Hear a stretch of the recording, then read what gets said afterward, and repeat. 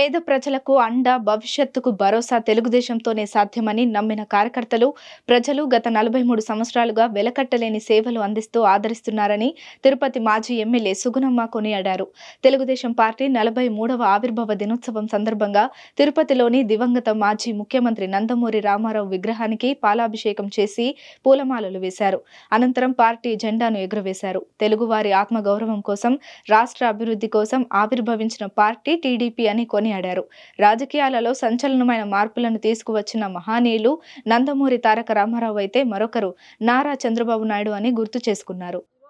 మార్చి 29, 2025 సంవత్సరం తెలుగుదేశం పార్టీ ఆవిర్భావం చెంది 43వ సంవత్సరంగా మేమంతా కూడా ఈరోజు మన ఎన్టీఆర్ సర్కిల్లో ఘనంగా ఎన్టీ రామారావు గారికి, ఎవరైతే సంస్థాపక అధ్యక్షులు ఉన్నారో నందమూరి తారక రామారావు గారికి ఈ రోజున ఘనంగా నివాళులు అర్పించి కేడర్ అంతా కూడా తెలుగుదేశం పార్టీ తిరుపతి కుటుంబ సభ్యులంతా, నాయకులు అందరూ, వార్డు ప్రెసిడెంట్స్ అందరూ కూడా పాల్గొని ఈ కార్యక్రమాన్ని విజయవంతం చేసిన అందరికి కూడా నా హృదయపూర్వక ధన్యవాదాలు, కృతజ్ఞతలు తెలుపుకుంటూ, మరి ఏదైతే రామారావు గారు పేద బడుగు బలహీన వర్గాల కోసం రాజకీయ చైతన్యం తీసుకొచ్చారో, వెనుకబడిన తరగతుల నుంచి కూడా ఈ రోజున మరి ఆ ఆశయ సాధన కోసం ఈరోజు నారా చంద్రబాబు నాయుడు గారు కానివ్వండి, మన లోకేష్ గారు కానివ్వండి, నారా భువనేశ్వర్ కానివ్వండి, అహర్నిశలు కష్టపడుతూ ఏ ఆశయ సాధన కోసం తెలుగుదేశం పార్టీ ఆవిర్భవించిందో దానికోసం మనమంతా కూడా ఈరోజు కష్టపడి ఇంకా కూడా 20 సంవత్సరాలు మరి మనం అధికారంలోనూ 23 సంవత్సరాలు ప్రతిపక్షంలో ఉన్నప్పటికీ కూడా ఎప్పుడు కూడా మరి తెలుగుదేశం పార్టీ క్యాడర్ ఈ రోజున 1 కోటి మంది సైన్యంతో రెడీ అయిందంటే అది తెలుగుదేశం పార్టీ యొక్క ఘనత అని కూడా చెప్పదలుచుకున్నాం ఈ రోజున. అదే కాకుండా ఈ రోజున 2025 కూటమి ప్రభుత్వం ఏర్పడిన తర్వాత మరి ఒక గొప్ప నిర్ణయం తీసుకోవడం జరిగింది మన జాతీయ పార్టీ అధ్యక్షుడు నారా చంద్రబాబు నాయుడు గారు. 2047 నాటికి తప్పకుండా మన రాష్ట్రం అత్యున్నత రాష్ట్రంగా ఎదగాలని, పేదరికం నిర్మూలన చేయాలని P4 కార్యక్రమాన్ని కూడా ప్రతిష్టాత్మకంగా మొదలు పెడుతున్నారు. మరి ఈ రోజున ప్రతి ఒక్కరు కూడా 5 కోట్ల ఆంధ్ర ప్రజానీకం, తెలుగుదేశం కుటుంబ సభ్యులు అందరూ కూడా ఒక సంకల్పం చేసుకోవాల్సిన అవసరం ఎంతైనా ఉంది. సంకల్పం ఏమంటే,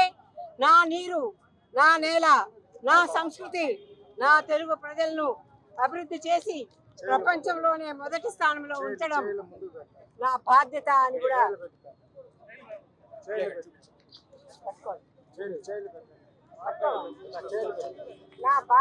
కూడా ఈ రోజున ప్రతి ఒక్కరు కూడా సంకల్పం చేసి 43వ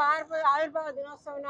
చేసుకున్నటువంటి ఈ సంకల్పాన్ని 2047 నెరవేర్చే దిశగా కూడా మేమంతా కష్టపడతాము, ప్రజలకు అండదండలుగా ఉంటామని ఈ సందర్భంగా మనవి చేస్తూ మరొకసారి అందరికీ ధన్యవాదాలతో సెలవు తీసుకుంటాం. తెలుగుదేశం పార్టీ 43వ ఆవిర్భావ దినోత్సవం సందర్భంగా అందరికి కూడా శుభాకాంక్షలు తెలియజేస్తూ, ఏదైతే 1982 ఆంధ్రుల వెండితెర ఇలవేల్పు నందమూరి తారక రామారావు గారు ఆనాటి పరిస్థితులు, ఆనాడు కాంగ్రెస్ పార్టీ 3 ముఖ్యమంత్రులు మార్చడం, పేద వర్గాలు కానీ అదేవిధంగా బీసీ, ఎస్సీ, ఎస్టీలకు చెందిన ఎవరిని కూడా ప్రభుత్వ ఫలాలు అందనివ్వకుండా ఏ విధంగా ఈ రాష్ట్రంలో పరిపాలన కొనసాగుతూ ఉంటే దాని పట్ల స్పందించి ఎన్టీ రామారావు గారు 1982లో తెలుగుదేశం పార్టీని స్థాపించడం జరిగింది. ఆనాటి నుంచి నేటి వరకు కూడా ఆనాడు ఎన్టీ రామారావు గారు కానీ మళ్ళా నారా చంద్రబాబు నాయుడు నాయకత్వంలో అనేక వినూత్నమైన మార్పులు తీసుకొచ్చి ఎవరైతే అసెంబ్లీలో అడుగు పెట్టని కులాలు ఏవైతే ఉన్నాయో వాళ్ళందరికీ కూడా, ముఖ్యంగా బీసీలందరికీ కూడా చట్టసభల్లో ప్రవేశం కల్పించిన చరిత్ర ఆనాడు ఎన్టీ రామారావు తెలుగుదేశం పార్టీకే చెందింది. ఈరోజు అటు ఉమ్మడి రాష్ట్రంలో, ఇటు తెలంగాణ, ఇటు ఆంధ్రప్రదేశ్లో చూస్తే అనేక మంది ఏదైతే తెలుగుదేశం పార్టీలో ఉండి అంచెలంచెలుగా ఎదిగారో వాళ్ళంతా కూడా ముఖ్యమంత్రులుగా, రాష్ట్ర మంత్రులుగా అనేక పదవులను కూడా అనుభవిస్తూ జడ్పీటీసీలు కానీ, మంత్రులు కానీ, ఎంపీటీసీలు కానీ, అదేవిధంగా మున్సిపల్ కార్పొరేషన్ చైర్మన్స్ కానీ ఈ విధంగా చెప్పుకుంటూ పోతే అనేక కులాలకు కూడా అవకాశాలు కల్పించి రాజకీయంగా అవకాశాలు కల్పించిన చరిత్ర ఎన్టీ రామారావు చంద్రబాబు నాయుడు గారికి దక్కుతుందని కూడా ఈ సందర్భంగా కూడా తెలియజేస్తూ ఎన్టీ రామారావు బాటలో శ్రీ నారా చంద్రబాబు నాయుడు గారు తెలుగుదేశం పార్టీ జాతీయ అధ్యక్షులుగా అనేక పరిపాలన సంస్కరణలు తీసుకొచ్చి పరిపాలన ప్రజలకు చేరువ చేసిన చరిత్ర ఇటు ఎన్టీఆర్ చంద్రబాబు నాయుడు అని కూడా ఈ సందర్భంగా కూడా తెలియజేస్తూ తిరుపతిలో ఎన్టీఆర్కి తిరుపతికి ఉన్న సంబంధం ఒకసారి ఈ సందర్భంగా కూడా నెత్తికి తెచ్చుకుంటూ ఏదైతే ఓల్డ్ ఎమ్మెల్యే క్వార్టర్స్లో పార్టీ జెండా ఆవిష్కరించి పార్టీ ప్రకటించిన మొట్టమొదటి బహిరంగ సభ ఏదైతే మన అర్బన్ హార్ట్లో ఏదైతే తిరుపతిలో ఇక్కడ సభలో ఏర్పాటు చేసి ఇక్కడ భారీ సభని ఇక్కడ ప్రసంగించిన చరిత్ర తిరుపతికి చెందుతుందని ఆనాటి నుంచి ఈనాటి వరకు కూడా ఏ కార్యక్రమం చేపట్టినా తెలుగుదేశం తిరుపతి శ్రీవారి పాదాల చెంత నుంచే